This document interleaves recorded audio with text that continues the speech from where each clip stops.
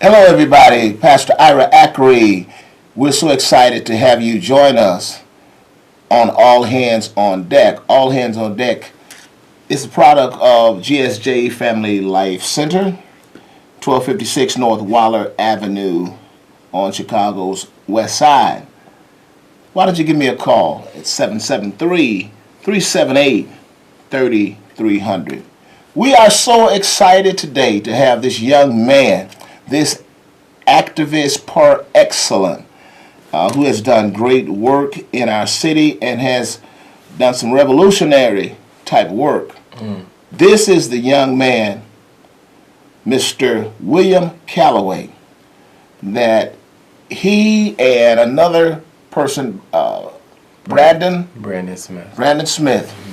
And Brandon is what does he do? You're the activist. He's the journalist. He's the journalist. There we go. Yeah. And the two of them have been relentless. They were relentless in trying to make sure that this video is released. We want to, first of all, thank you so much for leading this effort to release the LaQuan McDonald video. It is amazing. How long did you work trying to get that video released? First of all, thanks for having me. I appreciate you, Sure. real. I think actually this time last year, I think that we initially filed for a FOIA requesting a video May of 2015, and it took us about seven to 8 months for us to actually get a decision by the judge on November 19th of last year. He ruled in our favor. You seem to be pretty humble. A year ago, no offense, but nobody knew you. But now you're very Not well as many known. people knew me. You are a celebrity now. I mean, you're not doing the work to be famous, but you're well known. Let's be honest. How do you keep your feet on the ground? I think just being around like-minded individuals, being around Christ-minded individuals, and just staying in the community. I think my community in South Shore, shout out South Shore, and just everybody in my community, it keeps me very grounded, and it helps me not lose sight on what's important, and that's the quality of life when it comes to the African American people. Sure. What motivated you to be so relentless? You wouldn't stop. You wouldn't give up. Come on. What was the driving force behind this? I think the driving force for me, honestly, I just felt an unction in my spirit. I really felt that this was an assignment by God, to be an activist and to be, in the fight for justice. So I just felt like this was a calling and assignment for the Lord. And I feel like whatever I decided to do with my life, unless I did this, I wouldn't prosper nowhere else. So, the Lord definitely was a motivating factor in this for me. Absolutely. Yeah. Now, did you ever believe that you were going to be successful getting that crazy video, 16 shots, and the cover-up released? Did you ever believe that? It just goes to show that God, there's nothing too hard for the Lord at all. So it just increased my faith. I had to walk by faith. Sure. It was a lot of naysayers that was like telling me, oh man, good luck with that. They're not going to release that tape. And a lot of people, even people that, is part of the faith, but, excuse me, I never thought it would have had the impact that it's having. Right. That's what I definitely didn't think at all. Do you have realistic hope that the police department and the community will actually have a drastic import? Would there be some drastic improvement in the police and community relationships? Is that really possible? I think with the work that we do collectively as faith-based leaders, as community leaders, and working with the department, I'm sure that somewhere down the road we will see better relationships between community and police. But as of right now, we have a lot of bad apples on our side in our community. And the police department as well have a lot of bad apples, and we need to make sure that we separate the wheat from the tare.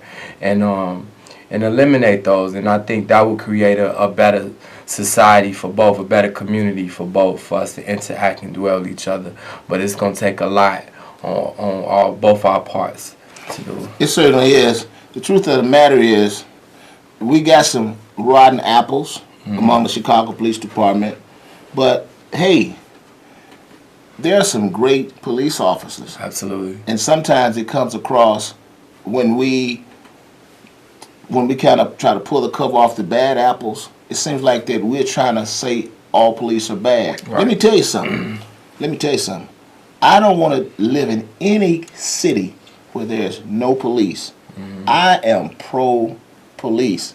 But do you know, as much as I respect you, sometimes many people think that William Calloway is anti-police. Yeah.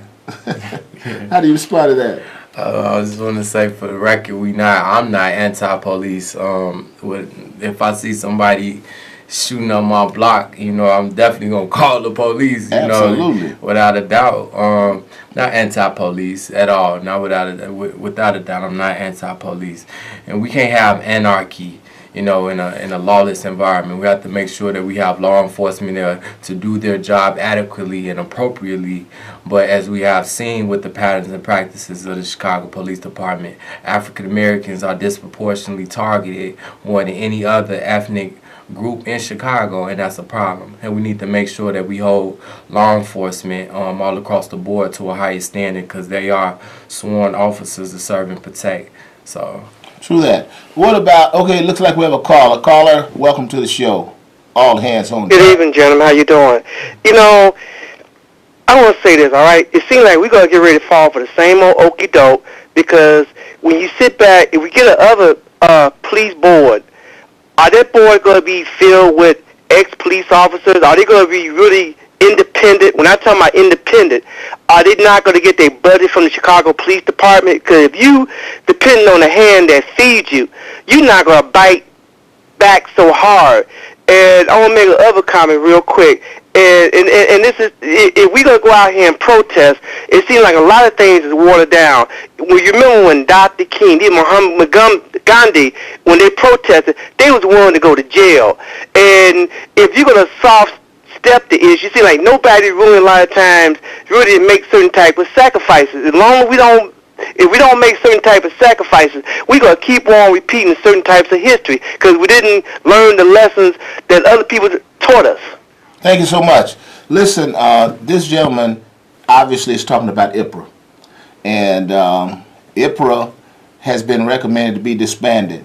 You got to give the mayor credit for being willing to disband IPRA. But by the same token, we have also seen this video before. We've seen this before, because Richard M. Daley, he disbanded what was called OPS. Right. And he turned around and basically had the same apparatus in place, but he moved it to another building, and it was like we fell for the okie doke. Yeah. In fact, IPRA was worse than OPS. And here's the deal. I'm trying to figure out what the mayor is going to do if he disbands it and has a real independent civilian review board. That will really make a difference. But you have to have people who've been on the front line, who've been fighting, who've been trying to transform the culture. Attorneys like Flint and from Northwestern, and these guys from the University of Chicago, and people like you. If they don't want you, they got to get somebody of your kind of style. Those are the type of people will let you know whether it is really going to be a real transformation. That's real. I couldn't agree more. I think by the mayor wanting to abolish IPRA, I think that he was it was a farce. That's what I honestly believe. I think that he was doing it because a lot of people don't know, but a lot of the families of police violence and community activists have had a strong voice in the IPRA since Chief Administrator Fairley has took the position and took over the agency. And since then, she has reopened 50 investigations that were formerly closed. She has made a lot of different reforms already. And now the community has a real authentic voice inside the agency, and I don't think that the mayor wants that. And I think as a result of us having a voice now. You mean you like the lady that's over IPA right now? No, I mean I'm willing to give her a chance Gotcha. right now. I'm willing to give her a chance right now, and we'll see what she does in the next 6 months with her plan. Gotcha. All right. What do you think? Let me ask you this. Do you hate police? No, of course not. You sure? I'm positive. I mean, you're not. You probably wouldn't admit it, right? But are you skeptical of them or what? What's the deal? Nah, I'm not skeptical of police, but I'm young and I'm a millennial. I'm African American and I stay on the south side of Chicago. So, I mean, once you fit that criteria, once you fit that description, and you're on in our certain communities that we live in, you will have a certain perspective on Chicago police as well. Okay. What do you think about the mayor's hand-picked police accountability task force, their report? What do you think of that? The look you heard. I think that it was on point in a lot of ways. I think that the racism in the Chicago Police Department, I think she just stated everything that most Chicagoans knew, especially the African American community, that it is racism, that it is prevalent, that we are disproportionately targeted, and I think it is great that it's an official document saying something like that now. We're gonna do a little bit more talking about some of the recommendations shortly. But we got a caller. Caller, welcome to the show. All hands on deck. Talk to us. We got a call. We need some volume. All hands on deck. Talk to us. We got a call. Hello. Yes, speak to us. Welcome to All Hands on Deck. I just called in to give my opinion about. I hear you talking about the police. Are you pro or not? Now, my opinion is that I think you need to turn your phone off. Turn your television off so you can go ahead and get your words out. The new superintendent they hired seems like the neighborhoods have gotten worse. Look, all the killings over the weekend. Now, talking does not seem to get any progress. Far as black people are concerned, one of the biggest problems that a lot of blacks have, they will not stick together. As far as the police department is concerned, well, this is my opinion, and this is what I have been observing. Black policemen are not sticking together to help one another. That little boy McDonald who died, all those policemen were standing right there while that white policeman shot that poor child down. What did they do? Nothing. So something should be done about the other police officers that were standing there watching this other policeman kill this child. So what about that? Would you like to make a comment? Yeah, absolutely. I totally agree. And not only that, but we need there was a lot of Rule 14 violations with the police officers, meaning that they corroborated their reports with Jason Van Dyke and gave false narratives on what actually occurred that night. A lot of them corroborated their reports saying that LaQuan attacked Jason Van Dyke and his officer Walsh. And as we see on the video, that completely didn't happen. All right. You're listening to and watching All Hands on Deck. You can call with your comment or your question. The number is 312-738-1060. We got another caller. Their lines are lit up. You're lit up. Talk to me. Hello. Hello there. Speak up. Hi. Okay, so what I wanted to know from your guest was how he first became aware of LaQuan McDonald, as well as how he came to find out that there was a video that was essentially being suppressed. Very good question. Very good question. Thank you so much. So I initially found out about LaQuan McDonald the day after he got shot, but they didn't say he was shot 16 times. They said he was shot once. in the chest. About a month or two later, another journalist by the name of Jamie Calvin foiled the autopsy of LaQuan McDonald. The autopsy showed then that he was shot 16 times. So fast forward around March of last year is when I found out an actual video existed by the likes of Robert, I believe his name is Robert Nelson. He was the attorney that represented the LaQuan McDonald estate. He did an interview with NBC5, Carol Marin, and he said he witnessed and watched the video for himself, and it showed LaQuan McDonald diagonally slanting off, and then his officer pumping 16 rounds at him, as we all saw. So I was just being in tune and watching the news and listening to that. That's how I came across the knowledge of the LaQuan McDonald video. Sure. NBC5. Shout out NBC5. All right. Now, you got another caller. Got another caller. Caller, welcome to the show. All hands on deck. Talk to me. I don't want people to be fooled, because when you look at some of these judges, they go before the same judges when these policemen that have been accused of alleged abuse, and somehow through technicality, they always put it underneath the carpet. And let's don't forget, years ago, there was a congressman by the name of Ralph Metcalf that broke ties with Old Man Deli, and there was a report. We're going through the same things we went through back in 1972, just because of technology. We see a lot of things right now, because it seems like we're going to fall for the same old trick like we did back in 1972. Count how many years ago. We still going through the same problem. We got these crooked judges, and when these police officers go to court, guess what? They're all singing the same tune like the Temptations. Thank you so much, Joe. Let me ask you a quick question.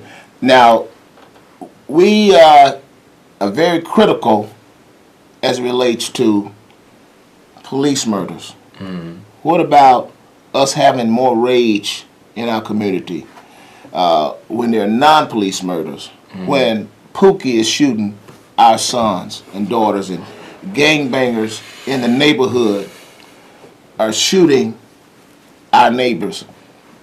We got to do better, because most of the shootings are not given or done by police officers. The majority of them are right in the neighborhood. Absolutely. I think it's been over 1,400 neighborhood shootings so far this year in this city. I definitely share that rage and that passion and concern. I think that what we see in the African American community speaks on the quality of life. Sure. Wherever that you have poverty, and whether you have poor education, and whether you have lack of social services, it will always create this crime element in these neighborhoods, and we need to focus on that. We need to focus in additionally on the neighborhood violence, but to uproot it, we have to focus on what's causing it. Also, when you're looking at all the violence that's taking place in our neighborhood, when you see a community in disarray, it's a collaborative failure of multiple institutions. That's right. Not only have police failed in many instances, but businesses have taken money and have not given back. Faith leaders have failed. Parents have done a terrible job in many instances. Just keep it real. So we have to do our part. That's why we call this show All Hands on Deck. We all have to play our part. We have another question. No, we have another comment from a guest. Hello? Hello, welcome to the show. Hi. I just wanted to make a brief comment. I live in the 4th District. Sure. And the CAPS program has been severely reduced. I'm a senior, so, what I've seen over the period of 2-3 years is that there has definitely, been a difference in terms of people in the community coming together to come up with solutions, which I think is really important. So I'm not connected with the city or the police, but it was a great program, and I think that additional funding should be contributed to that initiative. Thank you. Thank you very much. Any comment? Yeah, absolutely. We need resources like CAPS. CAPS plays a pivotal role in our community when it comes to police community policing, and it provides the neighborhood and the community with a strong voice on to see what our challenges and weaknesses and strengths are in our community when it comes to crime and when it comes to community policing. So I would like to see more resources go to programs like CAPS and other initiatives that create community policing strategies and things like that. Let me ask you about this new superintendent. What do you think of Eddie Johnson? Eddie is a suit. I think it's too. In all fairness, I think that I've got my reservations because he was appointed by the person he was appointed by. I have my reservations, but ultimately, I think to be fair, it's too early for me to have a judgment or opinion because he just started. So ask me that this time next year. Who would you have liked? No slight against Eddie, but who would you have liked to see as the superintendent? It's really hard to say because most of the Chicago. What do you think of those three that was recommended by the district, by the police board? I think the task force or the police board. Yeah, I like the gentleman from Atlanta. Okay. I think that he was okay, but I personally, with me, I would like to see somebody that's from Chicago running for us, somebody from the rank and file. It's just so hard because we know this corruption inside the department has been here for decades, so it's hard to find somebody really good. But we'll see what Eddie do. We'll give him a shot. What do you think about the comment he made? He's been a police officer for 27 years. He's never seen any corruption, never seen any bad police officers. What do you think of that? Now that's crazy. I don't know where he was working at, but if that's what the superintendent said, I think he has to be a little bit more.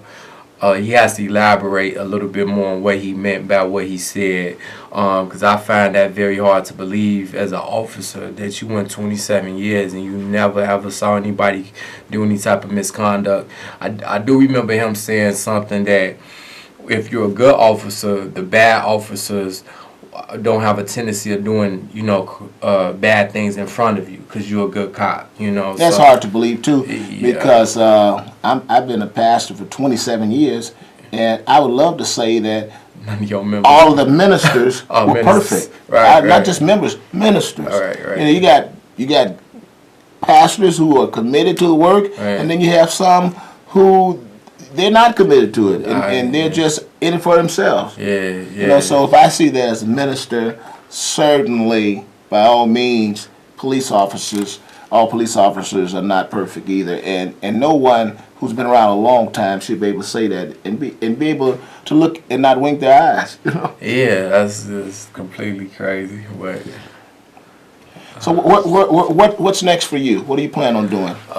We plan on organizing this summer. We want to do a lot of community outreach to definitely curb some of this violence. Definitely try to get some funding from the city to help us with some of these efforts and talk. You trying to get Rom to get you some money? No, I ain't never say that. I don't want Rom to give us nothing. You said some money from the city? Yeah. That's Rom, right? No, we the city. Rom is just somebody that's a stakeholder like the rest of us. But we are the city, so we just trying to do stuff to curb this violence this summer, hold these police accountable. But this violence, that's really the main thing right now for a lot of people. Yeah, it's been pretty tough, and sometimes you gotta wonder with this spike in violence that maybe they allowed it to happen, so it becomes a sidetrack. You get sidetracked, instead of us talking about the police murders, now we have to say, wait a minute, 1,400 shots, 1,400 people have been impacted, and so it's propaganda, and I believe that's propaganda too. I believe that the powers that be would like to see push more African Americans out this city. I seen a census report that said that 200,000 people left the city last year. They said that was the size of the city of Aurora. So that population of that city left our city. I think that it's all propaganda to push more African Americans out of this city, so they can gentrify our neighborhoods. They are certainly leaving. They are certainly leaving. And I heard in a recent report that we are the third largest city in America, and soon we'll be fourth. because Houston is going to overtake us. And we're going to lose some more people because people are really living in fear. You know that? Absolutely. All right, thank you so much. It's been a blast having this great activist, almost this great evangelist. But he's a Christian there, and he's doing great work, and he has really been significant in helping us kind of turn things around. Would you like any parting comments? I'm just grateful to be used by God. I thank you for having me, and I'm just grateful. Give honor to God and to my Lord and Savior Jesus Christ. All right, hopefully you had a lot of fun today. We'll have you back real soon because we got to make sure that you don't get weary and well doing. We got to keep all hands on deck because together we can turn it around. Pastors got to step up. That's right. Politicians, That's right. Businesses, That's right. business leaders, That's right. educators, faith leaders. We've all got to do our part. Thank you so much. It's been real.